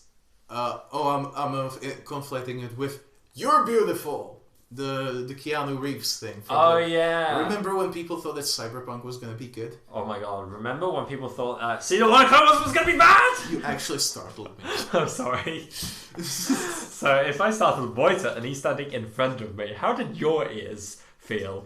Tell us at Air-Deraan, all one word. We're not ending the episode. No, we're not ending it yet. But please send us a message, you know? Yeah. Or send us an email at Air-Deraan, all one word, at gmail.com. Yeah, and if you friggin' hate us, let us know by retweeting our announcement of this podcast episode and giving us a little shout out by doing at Air-Deraan, we f***ing hate you. On Air-Deraan, hashtag worst podcast ever. Yeah, I'd retweet it. Yeah. Unironically, that would be funny. I feel like every time I talk about us, I say we're a bad podcast. Yeah, if you say, this is a bad podcast, but I love it. Yeah. I feel like that should be our branding at this point. On Air-Deraan, the bad podcast. I'm tempted to edit that into our banner for YouTube and Twitter as like, on Air-Deraan, we're a bad podcast, but I love it. Should we just, when we start Bad Batch, should we just change our name to a bad podcast? I'm not going to change the name, but we might just say it. Yeah, we will, like, when we put, like, Clone Chronicles, we'll put it bad content. Bad content.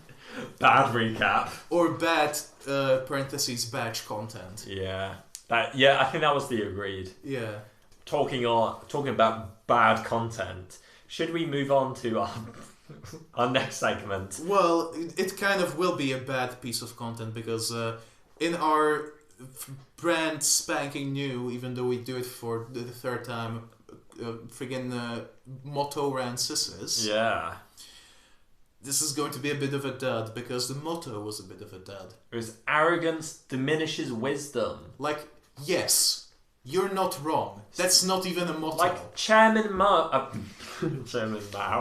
Chairman Cho was arrogant and he wasn't wise. He was like, because he got himself killed, and everyone knows that if you'll die, you're dumb. Made by Lucasfilm. So written and directed by George Lucas. Yeah. So basically, children, if you watch Clone Wars, you know not to invade an indigenous, invade and occupy an indigenous species home. Yeah. You know that arrogance is bad, the same thing that literally everyone is telling you. The same thing that Anakin, who is the main character, is. Because he's arrogant. He's a bit of an anti-hero. And he kills kids. He's a lot of an anti-hero. Yeah. But he killed kids out of necessity. In his mind. In his mind. Yeah. As they say, Anakin never felt like he changed sides. Yeah, because I think he did. I think that was when he said, in my point of view, the Jedi are evil. I think he convinced himself that was the case. But I think when he killed kids, he was sad about it. I think he did that out of what he thought was necessities to save Padme. Hence, that after chopping off Mace Windu's hand, he was like, "Fuck, what have I done?"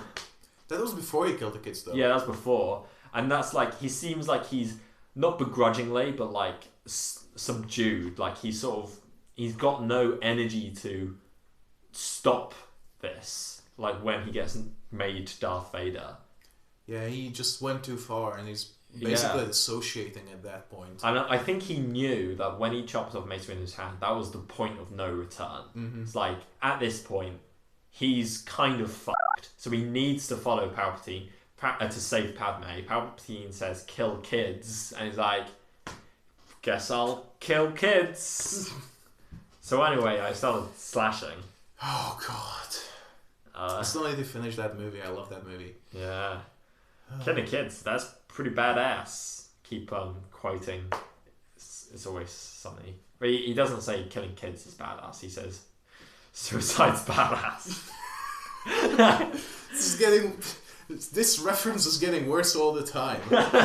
It's what Frank Reynolds, what's his name? Danny DeVito? Danny DeVito says in It's Always Sunny. Is Danny DeVito in any Star Wars? He should be. He definitely should be. Oh, what would he play? Would he play a Jedi? Probably. Oh my god, he could play Even Piel. I was thinking more like the turtle dude. The turtle dude? Yeah, that Ahsoka meets. And he's like, "You are rushing too much, young one." What, you'd want Danny DeVito to play him? Why not?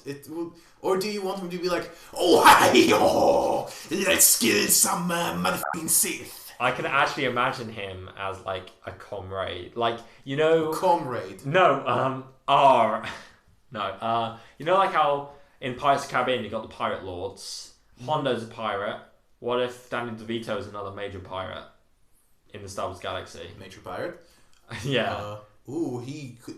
What if he's the red guy from Rebels? Or the Crimson Corsair? No. From Rebels? Yeah, Hondo's associate. Oh, what? The Ugnaught? Oh, what? As Morrigan? Yeah, the big red guy. Yeah, as Morrigan. He's from the same planet as, his species. Not him. He was born in Nar Shaddaa. But his species, the Jablorgan, I think. Probably. They were from the same planet as Kanja Club in episode 7. Yeah, they did, man. Tell that to Kanja Club. Who is the Kanja Club? It's the guys from the raid. I know, but who are they? I don't know. At this, in sequel era, it seems like there's different criminal consortiums everywhere. Yeah, them and they're not the Kowakian Death Gang, but it's something like that. No, it is like the Kowakian Death Gang. It's not Kowakian. No, it's not Kowakian. I think it's Kowakian. No. Oh, crap. What is it, actually? They have to be in here somewhere under K. In my freaking... Tell that to Kanja Club. What? Who is that guy? I don't know. But let's search it up. There's no Death Gang in here. Would they be called... There's no Kanji Club either. Is there not? No. No, there is Kanji Club. So 70s... Guavian Death Gang. Guavian Death Gang. Yeah, like guava. Like the fruit. Oh my god, is that what they're based around? What if they're cultists for fruit? So, you know how people love frickin' what's it called? Jogan fruit. Yes. But they love guava. Oh yeah, there is the Guavian Death Gang. Yeah. That's why I couldn't find them under K, I mean. What's their name? What's the main guy? He is not named. That actor, was in friggin' but who is in the same paragraph as the Guavian Death Gang, literally on the same line, is As Morrigan. Seriously? Yes! Why? They've got nothing to do with the Guavian Death Gang. They are other fine examples of scum and villainy. Fucking hell. Such as Morrigan, the Guavian Death Gang, and the Kanji Club. Treacherous marauders who travel to find the richest pickings. Actually, I can imagine Danny DeVito playing as Morrigan. Because as Morrigan's fucking weird and very sleazy, because he wanted to get Hera as a slave. Yeah. Remember that episode, kids? Not a fan. It was a plan. It was Hondo's plan all along to sell Hera into slavery. Yeah. By the way, no one from the Guavian Death Gang is named, but everyone from the Kanji Club is. Sasu Leech, she's the head of the Kanji Club. Tasu Leech. No, but it's pronounced Sasu Leech. Oh, okay. There's also Volzang Lithrol. Fucking hell. Krokint Shand. Whoa! Related to Fennec Shand? Where is Fennec Shand from? If she's from the same planet as Morrigan. So they're from Narkanj. That's the planet Kanji Club is from. That makes sense. So let's look up Fennec Shand. It is Fennec, right? Yeah. F-E-N-N-E-C. Oh, she is not from any particular planet, but she is affiliated with the Hut Clan, apparently. I love how it says that. Cybernetics, abdomen. And also Razu Kinfi. Razu Kingfi. Fucking There's freaking Pilf Mukmuk. Pilf Mukmuk. Who's Pilf Mukmuk? The penguin I'd like to fuck. Ah! He's Hondo, Guavian Monkey Lizard. Oh yes, Pilf Mukmuk. Turk Falso's here too. Oh my god, Turk Falso, absolute icon. And Pegleg Pete. It's called Pegleg Pete. P-I-I-T. The guy with is his twin there? I think it's a lady, and there's only one of her. Imagine if Pegleg Pete, her twin. You know, because there's two pirates with peg legs. Yeah, it's probably Pegleg Pete and Pablo. Yes. I was gonna say Teep. How did we get here? We need to go back to the moral of the story. Arrogance. How did we get... Oh, through Danny DeVito. Danny DeVito, yeah. I don't even know how we got there. But yeah, arrogance. The Crimson Corsair is also there. Oh, nice. AKA Baby Yoda. Sidon Ithano. Arrogance produces wisdom, diminishes wisdom. That's the exact opposite. Don't quote me there. That's probably what Hondo thinks the saying is. Yeah, it's what his mum told him, probably. His canonical mum. Yeah, he's got a Wikipedia page. She sure does. She exists. But that was the motto. That was the motto, Rancisis. That was motto Rancisis. As opposed to Oppo himself, this was a bit of a short... It wasn't! We talked for like 7 minutes about freaking Kanji Club. I'm talking about Danny DeVito. And how fun killing kids is. Yeah. The funniest shit I've ever seen. No! Let's get on to business. Friggin'... Our slapping last segment. It sure slaps. It's a real bop. And it is... The light side, the dark side, and the one in the middle, the Bendu, and cut. No, so what's your light side, Freddy? Well, funny you should ask, because I actually have a light side prepared for the first time. Don't you dare steal the freaking art design stuff. No, my light side is actually, unironically, the little lore details sprinkled in. And I did actually write down the convention of civilized systems as like one of the things that I really liked, because like they didn't need to have that in the episode. It's for freaking babies. Babies don't fucking care about politics. Well, imagine if like the first of the prequels had a load of politics in it, like trade sanctions and imagine that. I can't. Yeah, it wouldn't sell. No one would have seen it. Star Wars would have died there and then. Exactly. But yeah, unironically, I really quite like the little details, like how like the little like logic arguments they had. Like, so Chairman Cho was telling Anakin and Obi-Wan to do things, and then Anakin was saying, Obi-Wan said, bro, you can't really order us because we're under the Jedi Order. And then Chairman Cho says, yeah, but I may not be able to order you, but the Jedi Order operates under the Senate, which is representative is Senator Chuchi, who's then I'm going to make order you. Mm-hmm. And so... And then bloody... on the other hand, like, he was like... Anakin and Obi-Wan were like, you can't attack the Tals because that goes against all of Republic's regulations and rules. And he's like, psych. No, it doesn't. No, it doesn't. The Republic has, like, no reach here. This is an internal issue. Yeah, and then Senator Chuchi says, well, technically, because Pantora is the only recognized civilization in the Pantoran system, therefore, Pantorans have sovereignty over everything, therefore this is an internal issue, and so you can't actually do anything. Then Obi-Wan was like, fair enough. Like, he respected Senator Chuchi, because she was actually right, because of the incredible bureaucracy of the Republic that allows this kind of stuff. It's crazy, man. Yeah. Interesting. I love bureaucracy. XCOM, the Bureau. Ooh, I hear it's okay. I've never played it. Me neither. Probably a Star Wars mod. I hope so. Probably Rule 34. God, what's your... Probably hot coffee mod. Whoa! What is your light side that's not them drinking hot chocolate? Made by, was it Admiral Akbar? Lando. It wasn't made by him, but it was introduced to Leia by him. God damn. Remember when Lando had a moving city on the backs of AT-ATs? No. That was in the Thrawn trilogy. That's so fucking stupid. It was doing that because it was trying to dodge the sun or something. People overlook the dumb things that are in the Thrawn trilogy. I don't like it. Like that, it's the Wookiee that has a speech impediment that allows him to speak basic. Oh god, and Luke. Oh, god, dumb. But anyway, what is... Thrawn is cool, at least. Yeah, Thrawn's really cool. What's your light side? Pretty cool, even. Hence, that is pretty cool. My light side, as we've already touched upon, discussed, and basically put to rest, is... Put it down! like the younglings!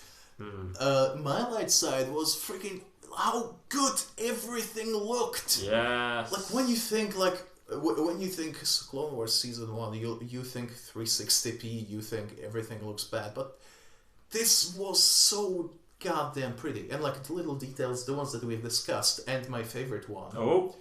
How at the very end, after Rio, Chuchi, and Tyson. It's Tyson. Tyson, yeah, but it's not Tyson. Mike Tyson.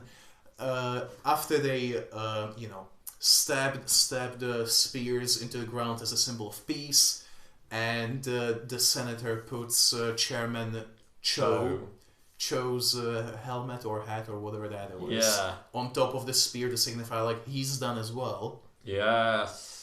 Everyone just leaves those things there, and as the gunships fly by, the hat just gets caught by the airstreams and just spins, but not like, spins like a little bit, then a lot more, and then a little bit, just how it actually would in like airstreams if like cars rode past it. It was just, they didn't have to, but it was so cool that they did it that way. Yeah. Go ahead. That bit has, like, unironically one of the best moments in the episode. When, because obviously Senator Chuchi doesn't know what the chief is saying. She doesn't speak Tals. So when, like, she got C-3PO to translate, we come in peace, like, what, like her poetic way of saying it. And then the chief started talking to her, and she didn't know what he was saying. And then he raises his spear. And then you see, like, that shot on Senator Chuchi when she's like, she doesn't know if he's going to kill her or not. But she's prepared to do whatever to make that peace happen. Yeah, because Chairman Cho said, like, I'm prepared to die for my people. Are you brave enough to do the same?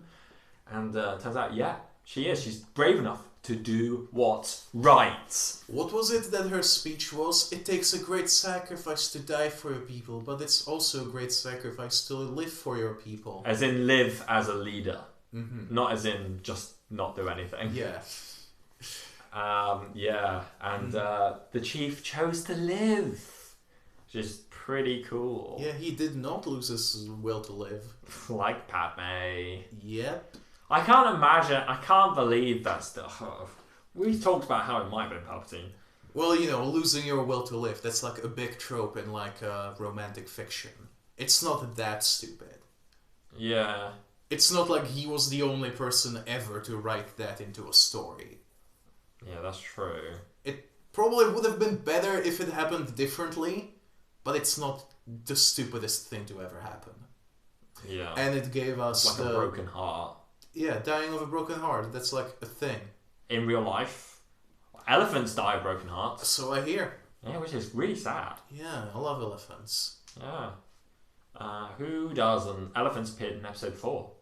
Blue elephants. No, it's how they made the banthas. Oh yeah. They just put a thing on an elephant. That's how they made the freaking furry horses in episode 9 too. Yeah, I honestly, when I saw that leak, where it wasn't... Well, actually, no, it was a leak of, like, Poe in his, like, adventure get-up with the alien horses. I was like, this is gonna be the best movie ever! This is going to be like friggin' Last Crusade, but Star Wars, it was honestly like... thought that, and it wasn't.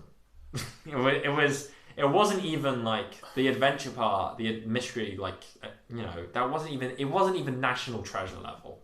And National Treasure is still good.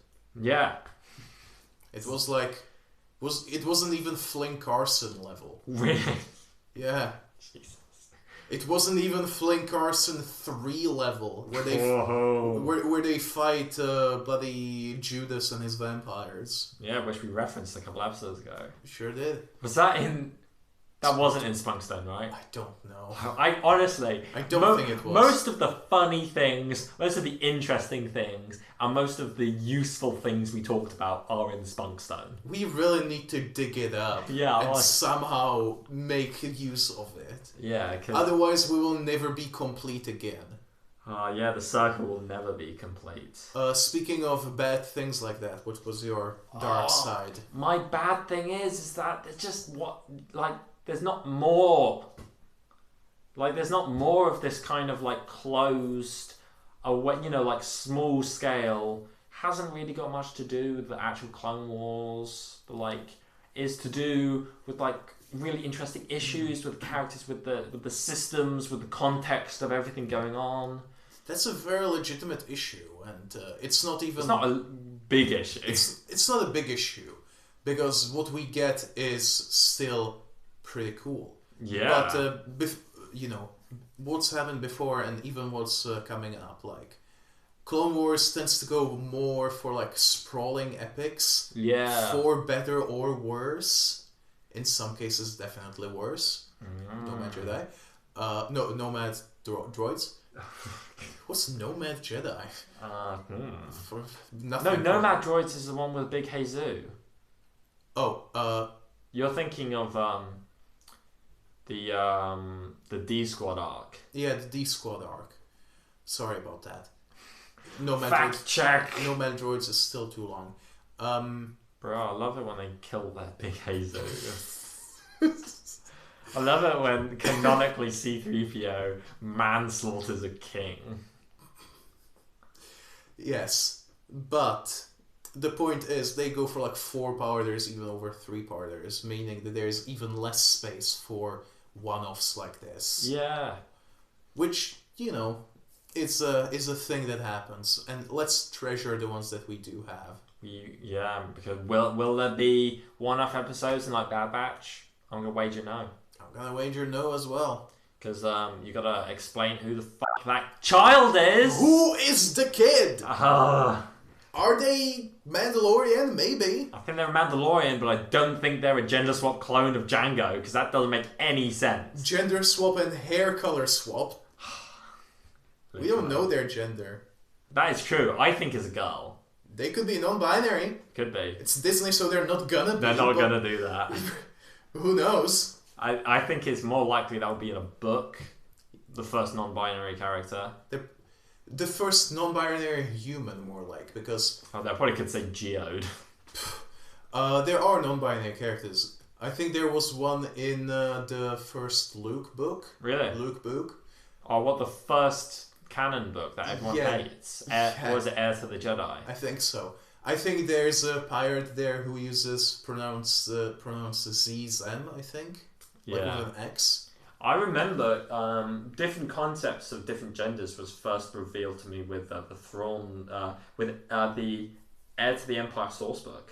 What was it? Yeah, because they talked about different species having different conceptions of gender.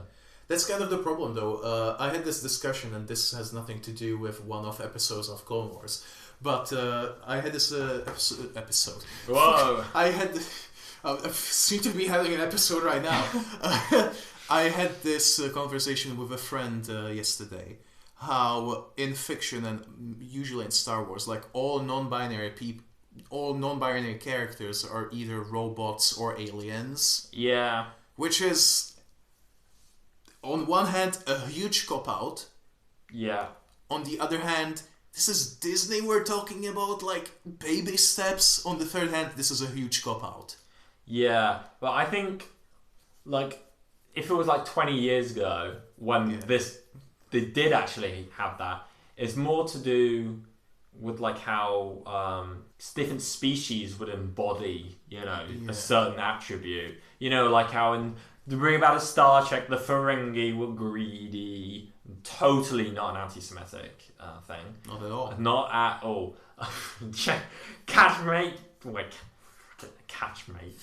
I can't believe myself. I was like, checkmate Star Trek. Not as progressive as you may seem, but like, yeah, it's like more embodied in a species that they have one attribute. Yeah. And if that also includes different conceptions of that, I don't know. But like for 20 years ago, I think that's fine. It's like, like 20 years ago. Yeah, you can do better. Yeah. Yeah. It's like there's no harm in having a character in a book just go by day. Yeah. Who will care? Yeah, unless you have like those... Gina Carano stands will, but... Yeah, you have those Star Wars fans, or fake Star Wars fans, that are like, I'm like, I don't even use pronouns. I'm like, bro, you literally are f***ing dead. Yeah. I'm so sick of people, like... It reminds me so much of the thing that Jack showed us like a month ago or 2 months at this point, like people being accidentally woke. Like, I don't even know what cisgender means, but it should not be allowed near children. Like, bruh. And it is definitely a mental illness. Bruh. Yeah, just as we said, was last week, was it 2 weeks ago? Give us a friggin' transgender character. Give us a non-binary character. Why not? What's the harm? Why did they shoot that kiss in episode 9 where they can easily cut it out for the Chinese release? That is wrong. Yeah, give us Finpo, please. Yeah, like, oh my god, they literally went out of their way to make them not gay. Yeah, they went out of their way to make each of them individually not gay. Like, that has to be on purpose. Surely J.J. Abrams knew that about Finpo. Surely he knew that both John Boyega and Oscar Isaac played their characters in episode 7 with them being potential gay lovers in mind. Of course they knew. Like, they like John Boyega and I keep forgetting his name, Oscar Isaac, they said it. They were like, yeah, of course, like, I'll be up for that. You see friggin' Poe Dameron bite his lip when he sees Finn again. Yeah, like tap his shoulder, like... And yeah, he bites his lip. It's like... You look really good in that jacket of mine. Yeah, I mean, you can't get any more obvious. Would you like to wear my hoodie as well tomorrow morning? Yeah, they played it, that scene, the least het way possible. It has so much, like, queer energy. Yeah. It was wasted. Completely wasted. Years of academy training wasted. Literally. This is very much not like the simulations. Yeah, so that is something that is bad. And that, in conclusion to my thesis, that is why this episode, there should be more like it. Yes. This is why we should have more one-off episodes, so that we can have queer characters. Indeed. What is your... Make Sogura gay. Like Mark Hamill said, is Luke gay? It doesn't matter. If you think Luke's gay, or if you're gay, Luke's gay. Yeah. And, like, you know, there's always the cop-out for he might be bi, but yeah, everyone can be bi. At least there. Show us though. Tell us. Yeah. Freaking show us. Like, I think... Show us that Lando is canonically pansexual because he is. Yeah, but, like, I think having him be pansexual because he fucks a droid is kind I don't think that's actually good. I don't think it was like in relation to the droid.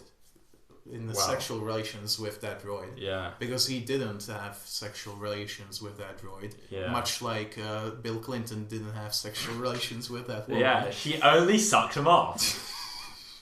Yeah, in the White House Oval Office. In the Oval cockpit. Whoa. Anyway, I think that freaking Donald Glover said it like in relation to different species. Yeah, to different species, which is not really what that means. But yeah, kind it's of like is, but, it's like when it was said, it wasn't that long after the whole pansexual means you fuck chairs thing had gone.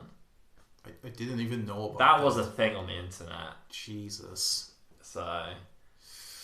Yeah, that's why I think it's sort of like you gotta be careful when you talk about these, like in relation to bigger things. Bigger Lukes. Bigger Lukes, indeed. Make a bigger Luke gay. What? Yeah, why not? Make bigger Luke gay and smaller Luke trans. Luke Prime, he can be whatever, but bigger Luke is gay, and put them together, they become bi.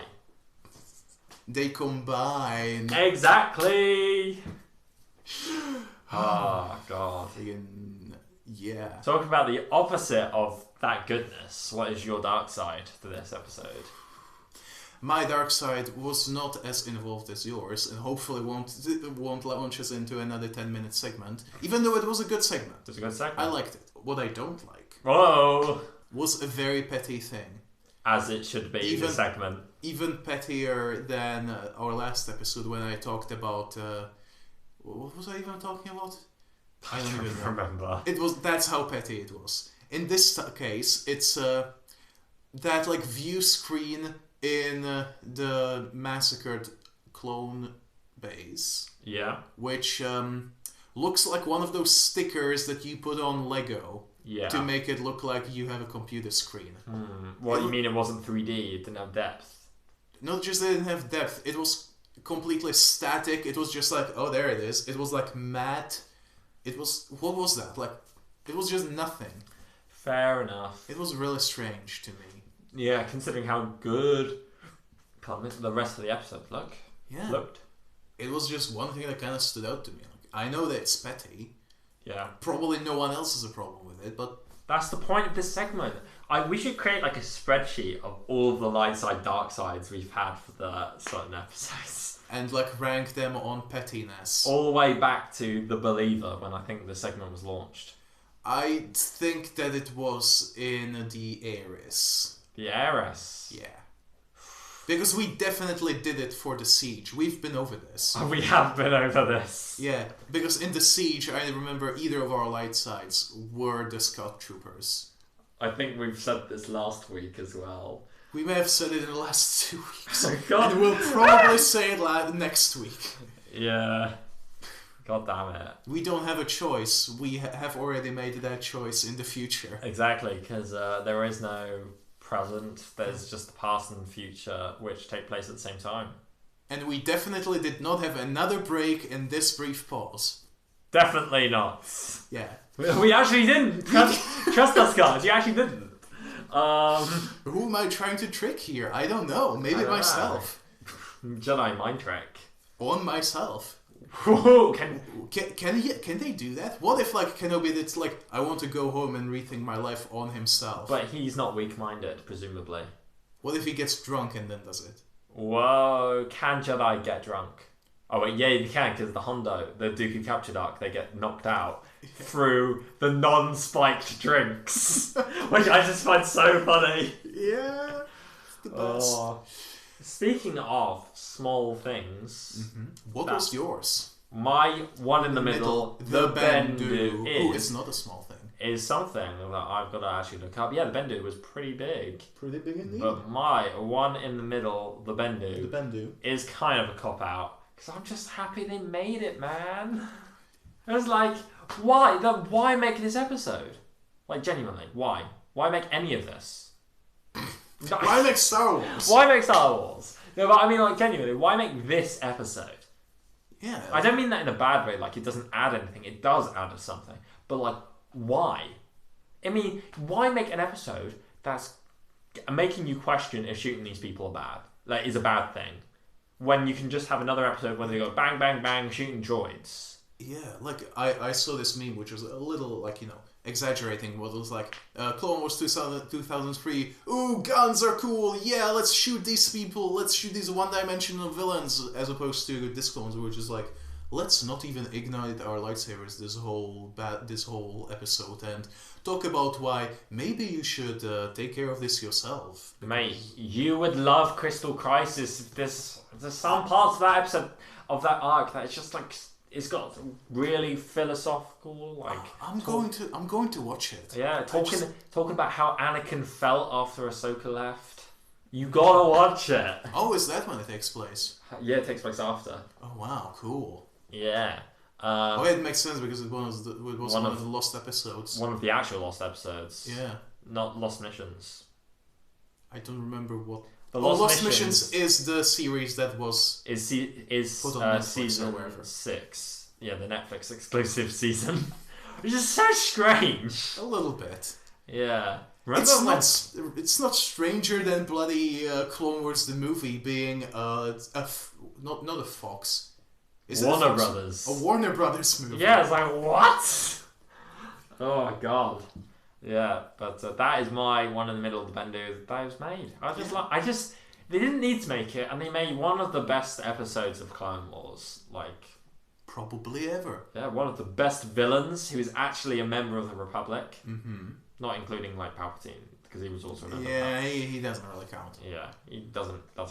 He doesn't count. Yeah. What is your one in the middle, the Bendu, that does count? My one in the middle Bendu that does count is... Dooku. What? Does count. Oh, does count Dooku. I get it. Discount Dooku. Way. The Baron Dookie. Baron Dookie. That's... I don't even know. My... Count buy one, get one free. Count Bogo. Count Bogo! That's the rule of the Ogno Bogno. Whoa. My one in the middle, the Bendu, the Bogo, is the freaking the reel of this episode. Ooh. Because I remember first time I watched this, I was like, did I miss an episode? Like, there's so much that happens in this reel. Like, remind us.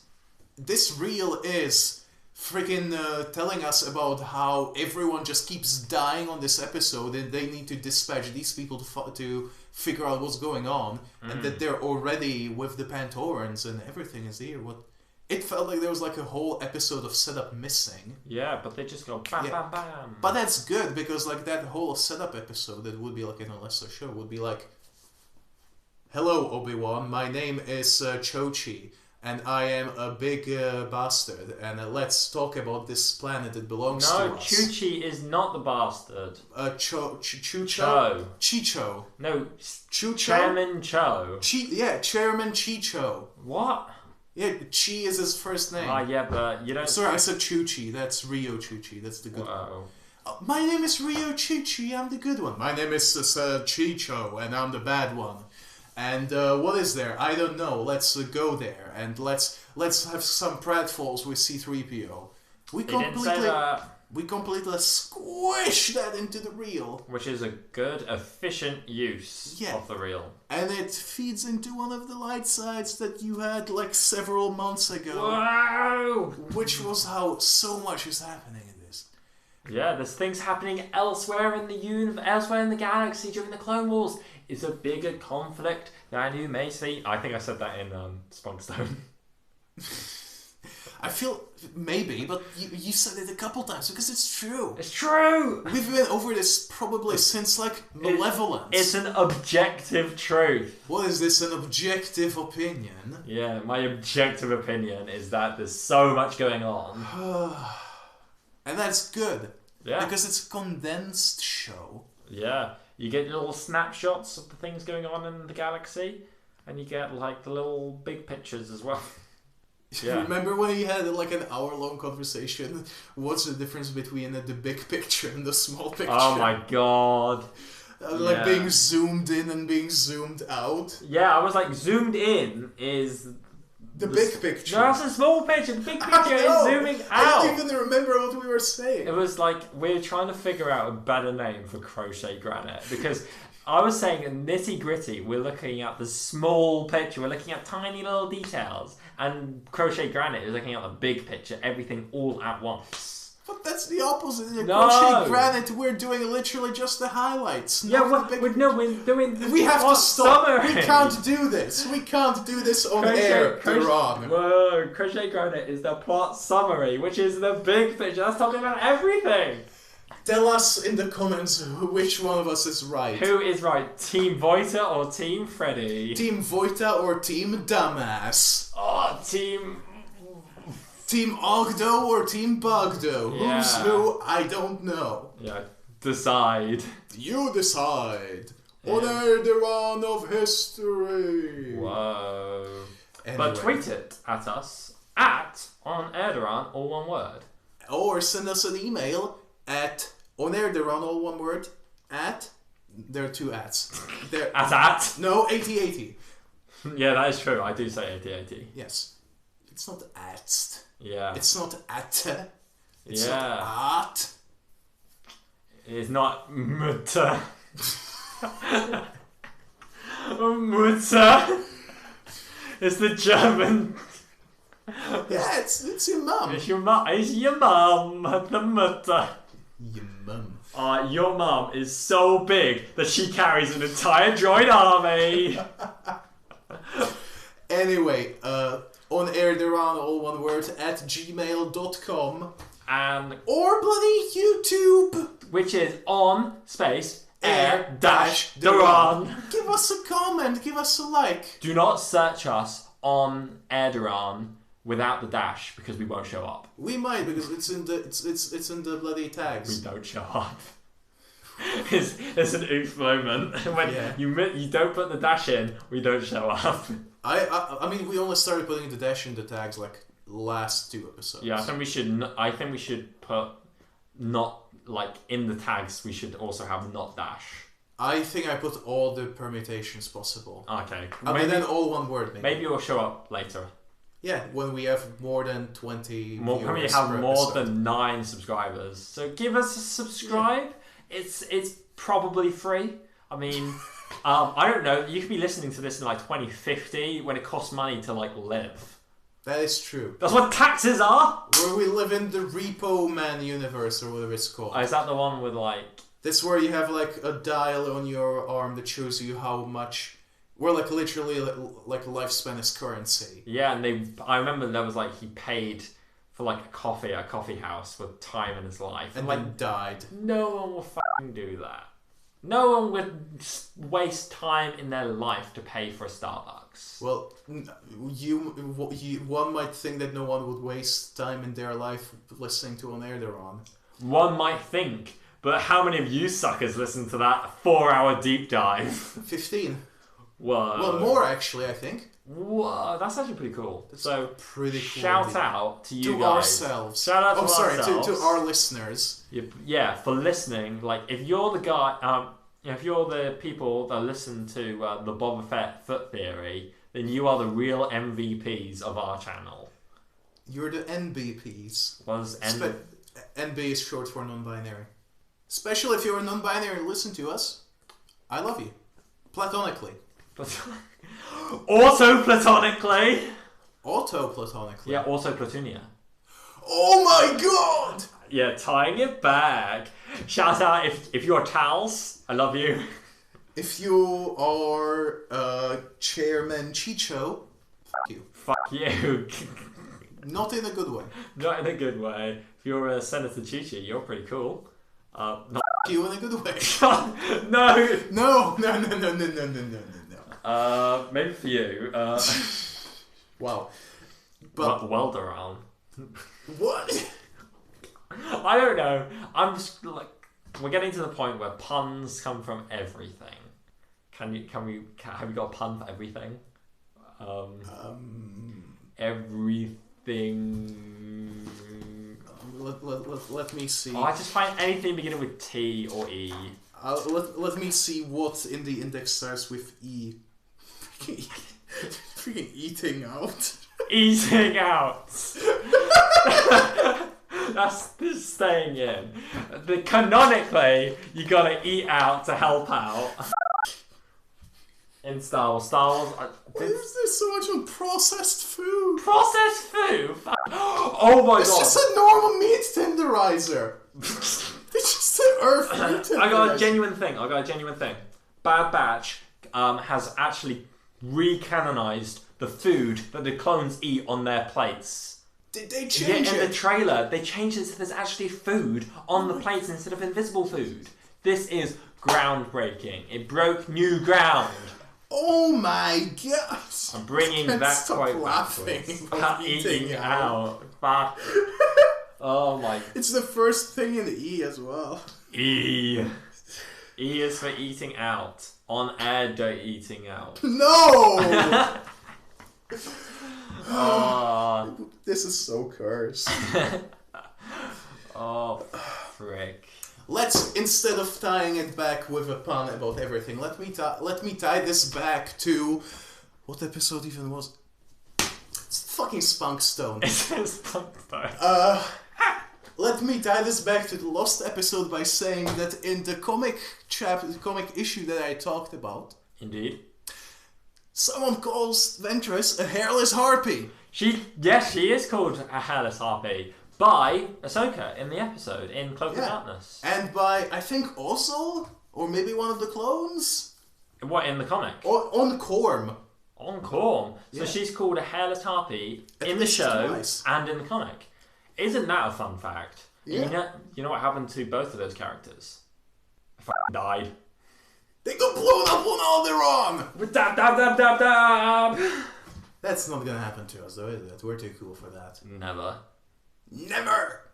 You may fire when ready.